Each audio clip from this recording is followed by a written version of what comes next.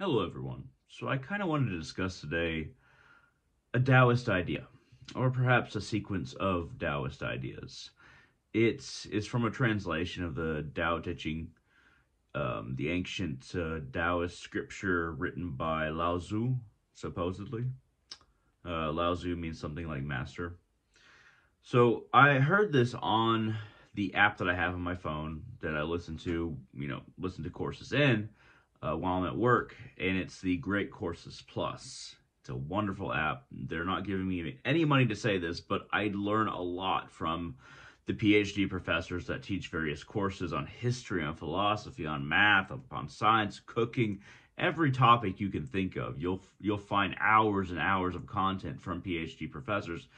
Now, this professor was teaching the course on the meaning of life, and I did not expect, well, there's a lot of things I didn't expect in it, and it's a really great course. So if you look up the meaning of life in the Great Courses Plus app, highly recommend it. But the idea that we're getting down to in the Tao Te Ching is an assessment of the decline of society or consciousness, and also how it can ascend.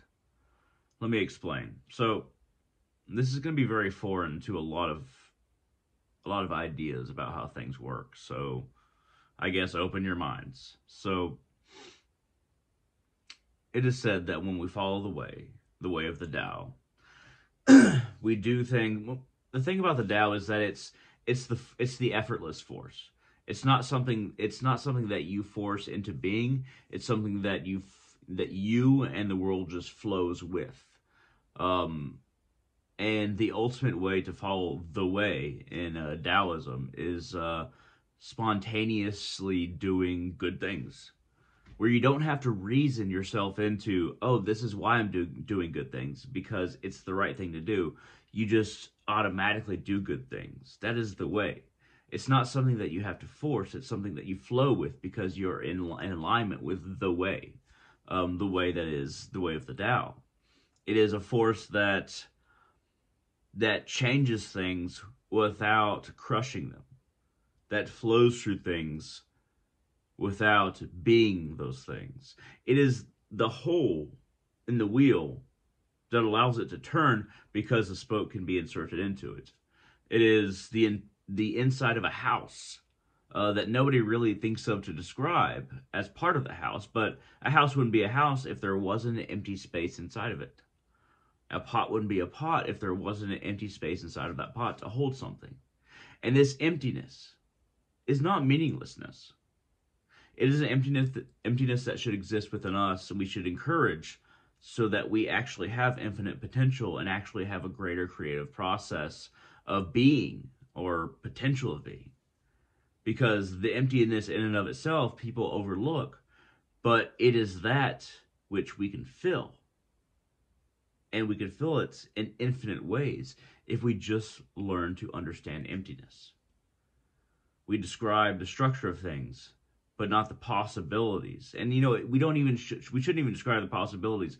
We should just feel that emptiness and allow the forces within us to fill it instead of filling it with our intellect or our material desires. But regardless, going into the description of, I guess you can say, the decline from the way, or something along those lines. Um, when so the idea, and I'm not making up these ideas in the Tao Te Ching or this course. These are the ideas that he was talking about. Basically, I'm adding a lot of stuff on, but these are the basic ideas. When when the way is no longer followed, virtue is proposed and taught and kept. So when the natural way of doing things, it should be naturally virtuous, but instead, when we don't follow the way, when the way is no longer possible or it is just not followed by everybody, then the proposition and the teaching of virtues as being important is what is necessary second to that. If we just don't naturally do things that are in alignment with the universe, in alignment with with what is good for everyone, then virtue is a way to basically tell people like, okay, hey, this is a virtue. Um, uh, Selflessness is a virtue. Courage is a virtue. Not being greedy is a virtue. And we teach virtues and we hold these ideals and we prop them up because that is the step. When we can't make the greatest step, we at least hold that step up. So when virtue is no longer upheld by the majority of human beings, when it is no longer really a thing, kindness becomes the next step. Just being kind, for the sake of being kind. Being kind to other people, because that is the energy of what we can do. Just the law of kindness is below virtue, because virtue encompasses a lot of different things, but also virtue is a purity, and kindness is also a purity. It can be a virtue, but it's just a step below because kindness is very specific. So kindness is when we can no longer uphold the requirements of virtue. Kindness, just be nice to everybody, just be a kind person to one another. We tell our children, be kind to your mother, be kind to your father, be kind to each other. You should always think of these steps going down or up as being things that the universe is expecting from us based on our capabilities at a time and what we actively do. If we actively do the opposite of what the universe expects of us, that's actually impossible, because if the universe expects something of us and we don't do it, then reality would cease to exist. So these two things kind of coincide. So what happens when we can no longer practice kindness effectively, or it's no longer a standard? Then what comes next is justice. So justice is, okay, if everybody gets treated fairly. If you do something wrong, you'll get the same sentence as somebody else who did the same thing that's wrong. If somebody gets food, you get the same amount of food. If you perform this task, then you get the same amount of pay as somebody else who performs the same task. Everything it's not necessarily just being nice to everybody as much as it is being fair to everybody. That's what comes next, justice. There's a justice system that treats everybody fairly based on what they do or what is done to them. And you might think, oh, that's the standard of society. Not quite. Because society doesn't operate like that right now. Not everybody who performs a certain job that's harder than somebody else who works gets more money. Or somebody who performs the same crime gets the same conviction as someone else. Because there's racism, because there's classism, there's things like that in society. So true justice is equality based on what you do and based on, for instance, I'll give you an example. If you work hard every day, even 6 days a week, you work 8 hours, you do back-breaking labor, that's way more work than a CEO does or has ever done. Most CEOs, have they even gone through that period of back-breaking labor? No. So there's not justice there. There is not, the CEO doesn't start out with that labor. But what a CEO does have is getting the benefits of the labor from other people who are doing amazing amounts of labor on the bottom that the CEO can't even imagine experiencing. So people don't get the same justice. They don't get the same amount of either resources or money back from the system by doing more than other people. It's more of a classist thing. It's more of a capitalist kind of thing.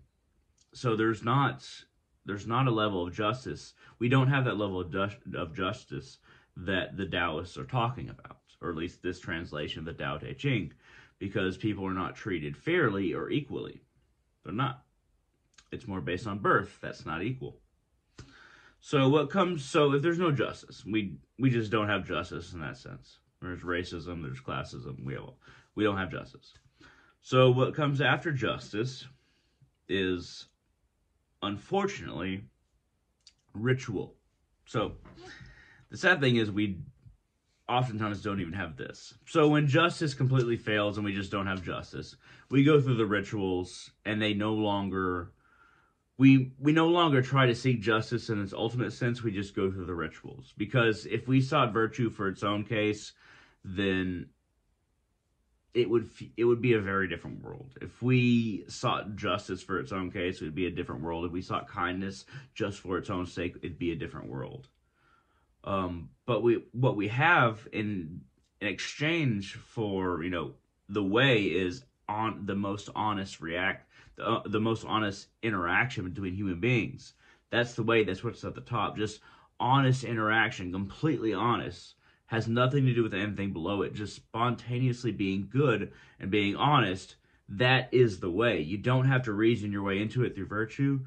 You don't have to encourage it because it's kind, even though it is.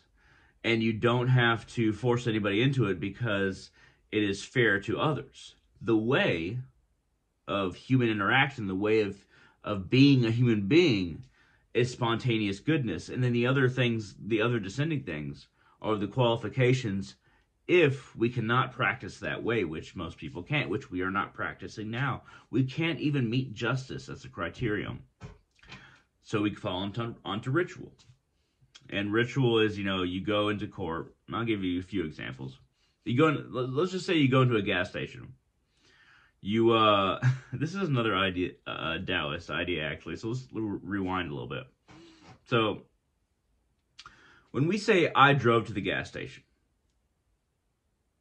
there's a lot of assumptions in there. Somebody made the car. Somebody taught you how to drive. Somebody produced the gas that you put in your car.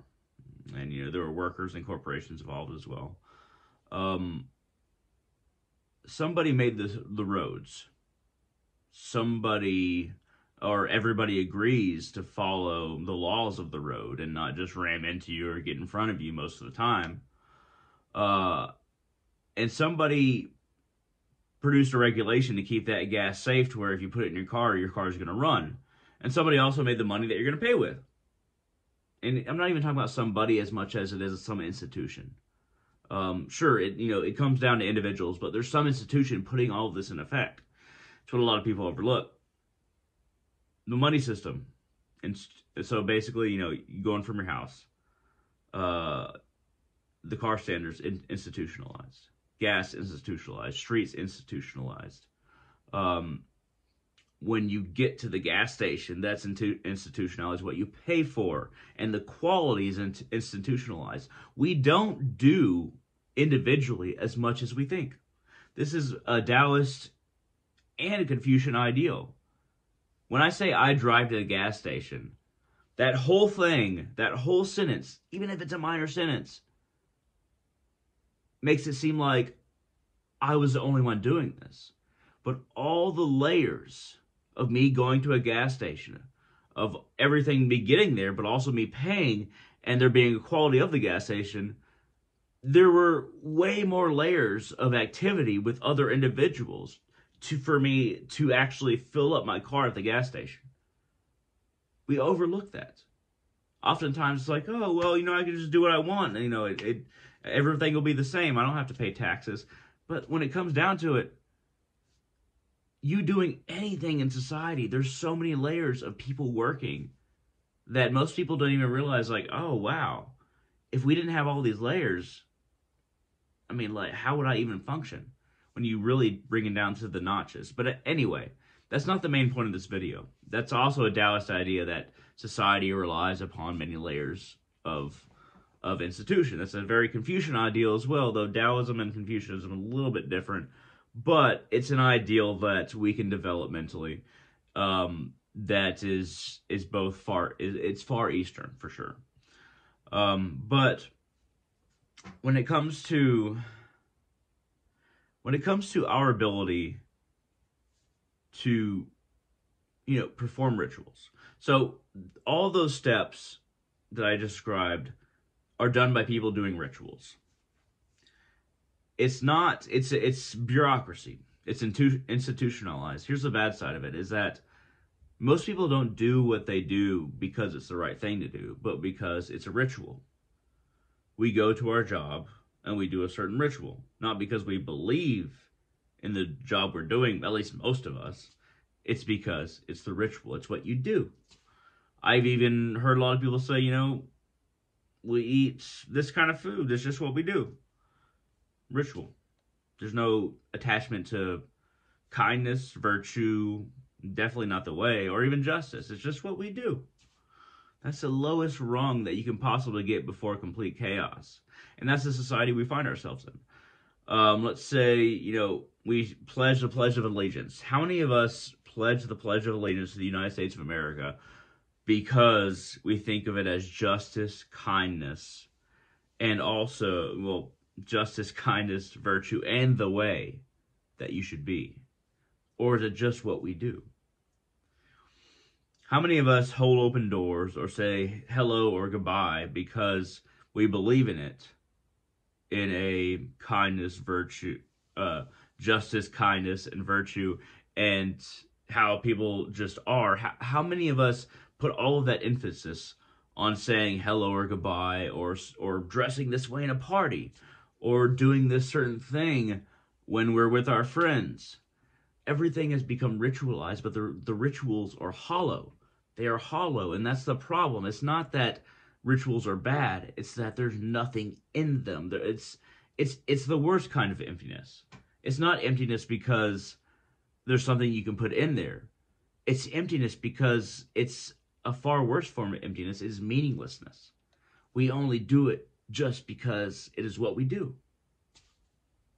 How many times do we do that in society? How many of us truly care about what we do in society and the rituals that we perform? It's something worth thinking about. It's something that I really cannot say how to fix or how to make what we do meaningful. How to really attach meaning to the rituals, the random rituals that we do.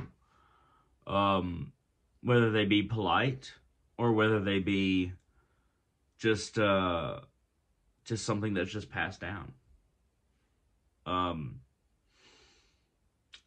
lot of the time, these rituals do keep a clear and concise harmony to society, so we don't just go bumping into each other or like breaking rules all the time or breaking laws and just getting each other's way. Sure, that establishes that, but we have to try to find and promote and make meaning behind what we do, and not just do it just because it's what people do. That's the only way we can move forward and get towards the way of just not even thinking about, but just doing, being spontaneously good. Not because we reason ourselves into it or say, oh, we do it because we're good, because that's a step further. We do it because we're good. That's into virtue and trying to reason yourself into virtue. But just being good, just doing good without even thinking about it.